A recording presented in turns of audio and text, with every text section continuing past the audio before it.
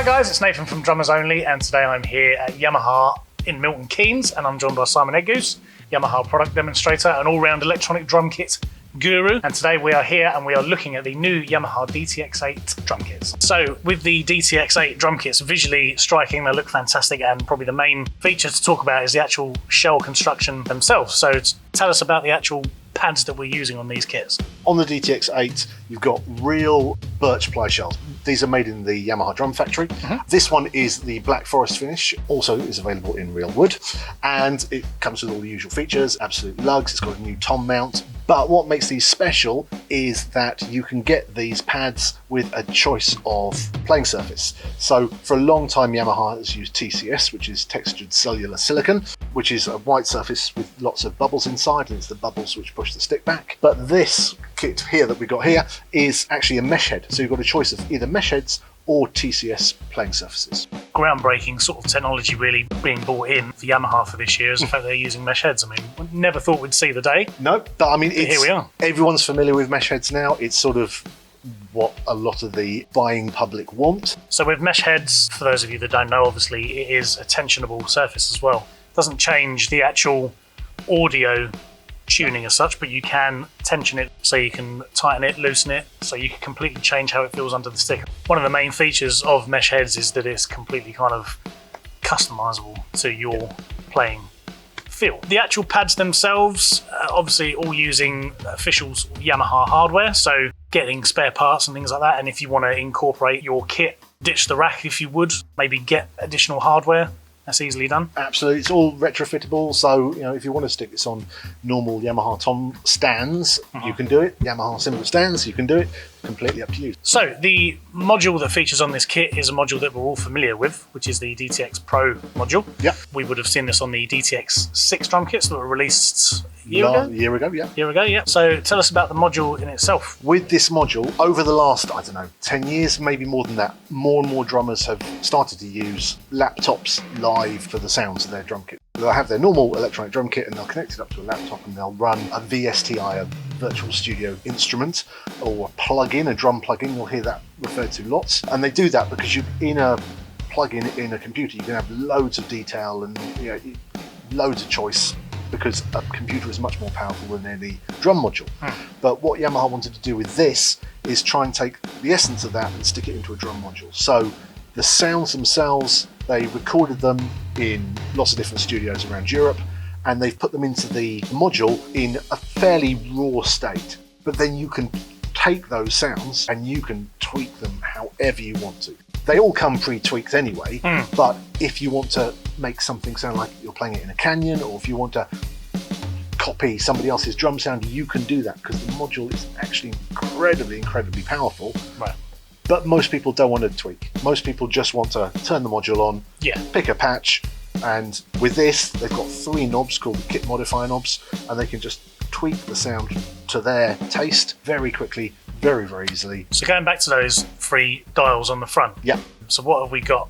Okay, so we've got the ambience modifier. What that does is that takes the sound of the studios that the sounds were actually originally recorded in. So normally when you record a drum kit, you just stick the mics on the drums and hit the drum, and that gives you the sound. Yes. But what they did with this is they recorded the drum sounds, but they also mic'd the room. They had overhead mics, ambience mics, and you can put that sound back in when you turn that ambience knob. So you're getting the sound of the studios that they were actually recorded in, rather than just some digital reverb. Okay. So, for instance, the Absolute Hybrid kit was recorded at Peter Gabriel's studio, Real World, down in Bath, and when you turn up that ambience knob on that kit, you're hearing the sound of... So you're hearing the room. The actual room that you recorded in. Second knob is the compression, and that puts compression on the whole kit, and compression is an effect which squashes the dynamics, so it makes the quieter notes louder and the louder notes quieter. A little bit helps glue everything together, but if you turn it up very high, it makes everything a bit more smacky, a bit more attacky. And then you have a effects knob which controls 3 different effects processors, and you can go to town on that. Most people won't use 3 effects processors, but if you really want to make some really weird stuff, you can do it. So straight out of the box, obviously you can just have it just as a real raw drum kit sound, or you can completely morph it into whatever you want. Yeah, I mean, there's 40 preset kits. They've all got effects on them already, so it sounds like a proper drum kit in a studio. But if you just turn down the ambience, the compression and the effects, then you can hear what the actual drum sounded like in the studio to begin with. So with the actual module itself, obviously we've also got sampling built in as well. Yeah, so you can bring up to 1,000 of your own samples. That could be a single sample, a cowbell or something like that, but you can also bring in what's called a multi-layer sample. So that is a sample which has lots of different layers in it, so the sound changes depending on how hard you play, and also the sound changes depending on how many times you play it as well. You can come up with some really, really detailed sounds, and you can take these from the drum libraries that we were talking about a minute ago. Yes. So you can export them from there, and you can put them into this module, and you can have basically a limitless library. Do whatever you want. You hear a particular snare you really like, take the sounds, load it in, you're done. Great feature. Cool, so we've covered the actual shells themselves. Let's talk about the cymbals as well. Okay, so the cymbal pads, 13 crashes, 15-inch ride, all 3-zone, so bell, bow and edge, and the ride is also positionally sensitive, so when you play up towards the bell it's more high end, when you play down towards the edge it's darker.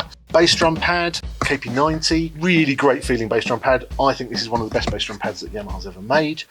It just feels really nice. You can lay the beater in. Quite deep, isn't it? Actually? Yeah, it's quite deep. Quite a deep shell on that. There's 3 different thicknesses of foam inside there. Right. So the feel changes depending on how hard you play. So when you play very lightly, it feels like an undampened bass drum. Yes. But the harder you play, it sinks further in, and the feel totally changes. And then the snare is also positionally sensitive, and head, rim shot, cross stick, positionally sensitive as well.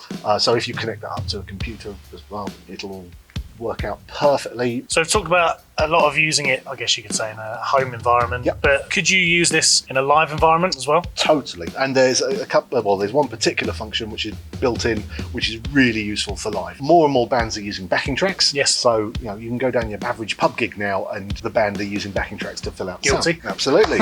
What you can do on this is got something called guide audio. And what guide audio is you can put your backing tracks onto a USB pen drive. You put them all onto one side and you put the click onto the other side. Right. So music's on the left and the click's on the right, for instance, but it can be either way around. You plug it into the back of the module, and then the module, if you select a certain setting, will route the click just through to your headphones, and the music just through to the outputs. Oh, wow. So you can be sitting there, you can run your whole show off a single USB drive. Wow. Just find the track, hit play, you have the click, the audience hears the track, no click. Wow. Which is brilliant. I mean, fantastic. So you can, totally use this live.